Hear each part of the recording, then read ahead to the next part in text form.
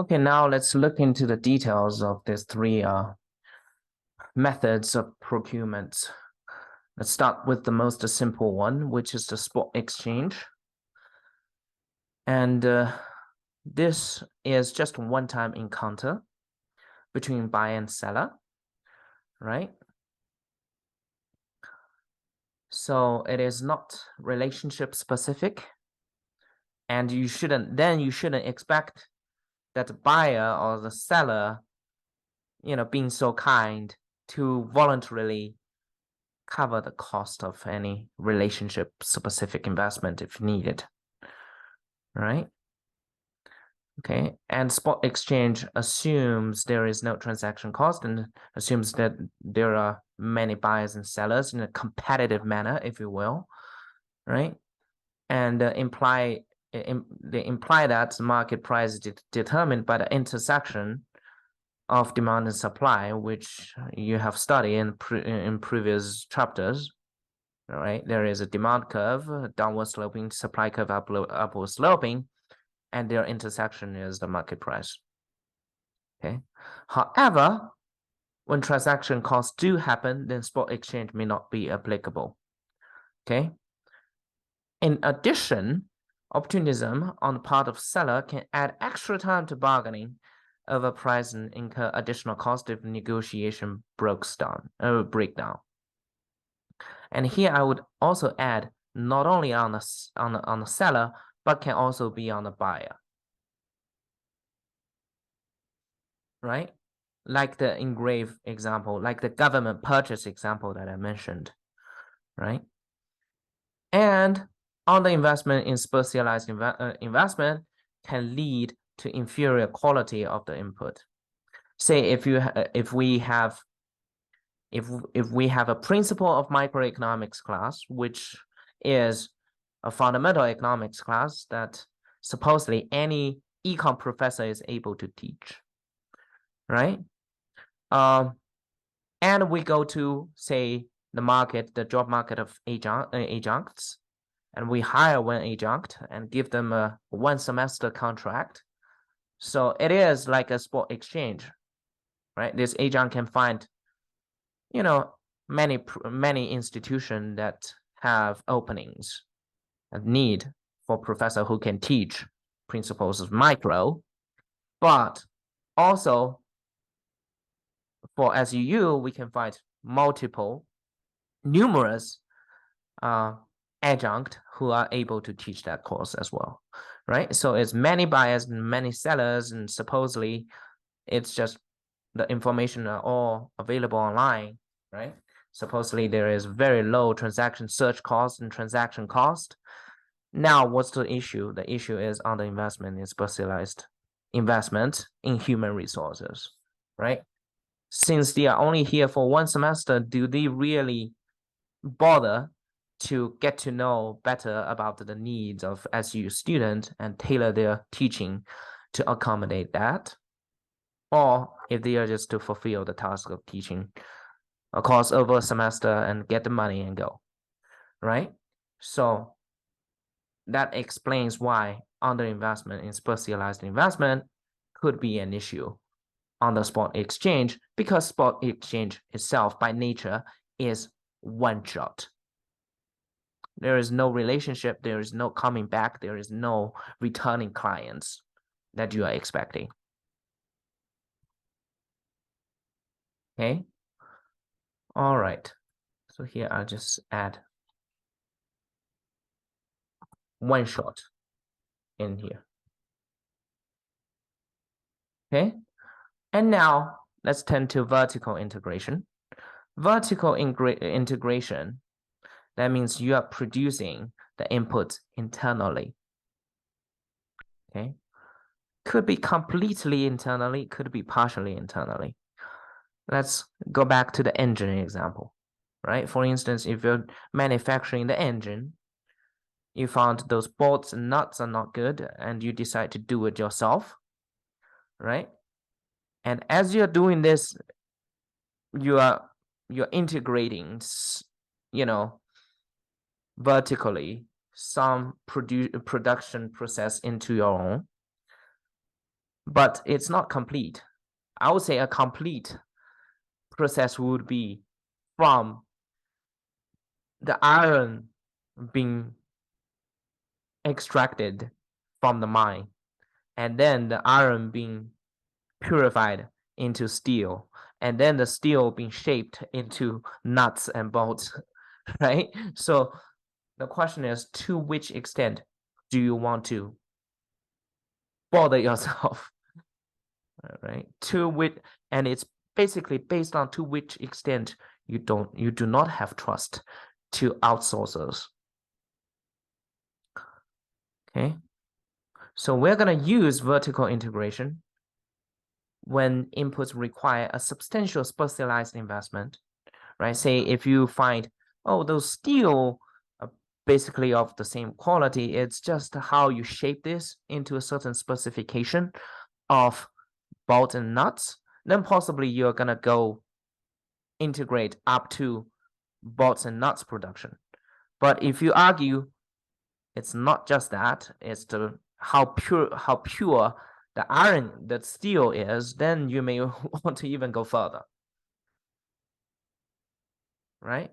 And when the inputs generate a significant transaction cost, you may tend to say, I want to forfeit transaction. I don't do outsourcing. Outsourcing itself is a transaction, right? You want to avoid this outsourcing transaction by doing everything by yourself. Say you have told your upstream bolts and nuts producer millions of times, hey, you should correct this mistake. They just cannot do it, either because they're careless or because they're not qualified enough, right? And you decide it's better I do it by myself, right? So when the inputs generates the production of inputs generates significant transaction cost, then possibly you want to avoid such a transaction cost by doing it by yourself, right? If there is a complex contracting or uncertain economic environment, again, it is when the outsourcing being uncertain, outsourcing being difficult, outsourcing being costly, then you may want to avoid the outsource by bother yourself a little bit and by taking a more complete portion of the production yourself, right? You may consider, say, the quality of steel, the level of purity of steel being like a joke, right? But I would say if you go to a more meticulous aspect, products like musical instruments, then for that, the quality of wood, right? That may be determinant of the quality of the music that can be produced by the instrument out of your hand, right? So if that's the case, then you may want to control the entire process by yourself. It's not as easy for you to contract with, say, the tree trimmer, the tree collector, the wood producer, right? The lumber producer. Then possibly you say, hey, let's avoid it. Let's avoid the untrustworthy outsourcing. Let's do it by yourself, right? So the advantage is we skip the middleman. So we skip the uncontrolledness of the third party, of a second person. We reduce optimism. There is no middleman to hold you up, and we mitigate transaction cost. We avoid the transaction by doing it by yourself.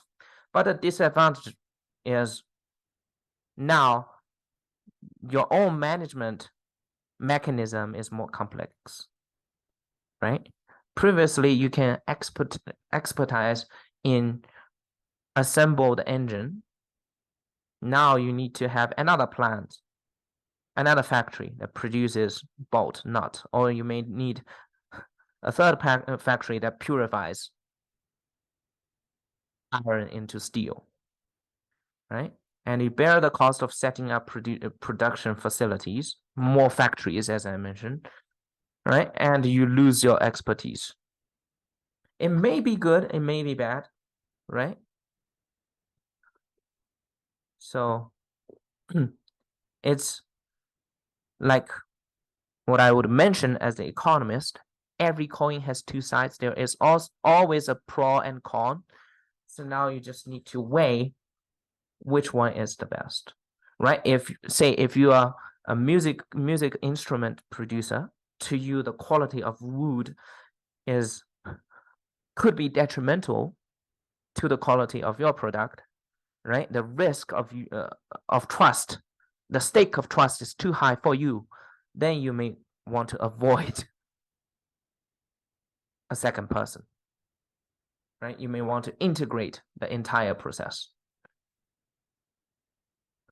All right, now let's go to contract. So contract is like the middle status between spot exchange and the vertical integration, right? So in spot exchange, you have no control at all to the other side of the market. Say if you're a buyer, you have no control at all to the seller. If you're a seller, you have no control at all to the buyer, right? But the vertical integration, forgive me if I can say that, is more of a mindset of control freak, right? You don't trust any people who can be outsourced your production process to, then you want to do everything by yourself. But contract is the middle part. I still want to outsource it to a third person. I still want to buy, I still want to buy bolt and nut from a specialized producer. But now I need a contract that actually help me to impose more control into, the upstream producer, for instance, right? So it is used when the inputs require a substantial specialized investment and typically require substantial upfront expenditures, right? You have to install, say, if you have to install the entire production line, and possibly you need to be very cautious, and your caution a lot of times yield the conduct of a contract. Okay. Specify the price of inputs prior to making specialized investment. It reduces likelihood of optimism. That's what contract can do, right? Because everybody's behavior in the future, at least in the near future that this contract covers, is stipulated. And also the contract can reduce likelihood to skimp on specialized investment, right? If we sign a contract and if the adjunct that we hire in the contract, it says specifically you have to learn how to use Canvas, right? Then they have no option but to receive the due level of training, right? Which they may avoid if there is no such requirement, or if there is no such, say, stipulative mechanism. Okay. And a contract, a lot of times we say a contract is incomplete. I would say there is no complete contract even. A complete contract is to say every possibility is considered, but we know it's impossible, right? So how do we decide the completeness of a contract? Usually the completeness of the contract, it is tied with the length of the contract. The longer the contract covers, the more likely this contract is incomplete, right? So we can't predict the future of, say, 300 years from now, all right? So let's look at how the length of the contract is determined. So there is a marginal benefit of contracting, right? That's the security of the behavior of both parties. And there is a marginal cost of contracting. The longer the contract covers, right? The longer of the time that this contract goes into, the higher the cost should be, right? Because we know it's so hard to predict the future. For the upcoming 10 days, possibly we can. But for the upcoming 20 years, the difficulty just increase exponentially. That's why this marginal cost has this kind of convex, exponentially growing trend. Here, marginal cost equal to marginal benefit that determines the length of the contract. So if the marginal benefit increases, right? So if you have a stronger need of a certain type of tool, right? Then possibly you have a stronger motive to develop a long-term relationship with a supplier. You want to find a supplier. You want to avoid the difficulty of finding a person who can really do this for you, right? If you have found already, then you want to have a more secure, trustworthy relationship entering into the long run, right? So as the marginal benefit increases, the marginal cost is still the same trend, but here, as you can see, the contract would be longer. And the last scenario is that uncertainty. With the complexity of contracting environment increases, right? That means it's more costly for you to predict the future, right? To do this contract of the same effectiveness, the cost increases. Let's shift inwards marginal cost curve. Then you're gonna do a shorter contract. Because the future is more difficult for you to predict, then you say, hey, in order to make this contract effective to restrict the behavior of both, then possibly previously you can only predict 20 years, say when you were in agricultural time, when you were in medieval time, right? In which generation by generation, their life hardly changed. Then if you sign a contract, you can sign this contract into 50 years. But if you are now in the 20th century, in the 19th and the 20th century, now we are experiencing big changes because thanks to industrial revolutions, right? Then possibly you found the difficulty of signing a contract that can cover whatever is going on, right? Is harder and harder. Then you may propose, we can't predict the future of 50 years from now. Possibly we're gonna do 10 years. So in the world that is simpler, the contract that is effective of the same effectiveness would be longer, but in the environment that is of rapid changes, which is like nowadays, right? The contract could be shorter. That is everything about the contract.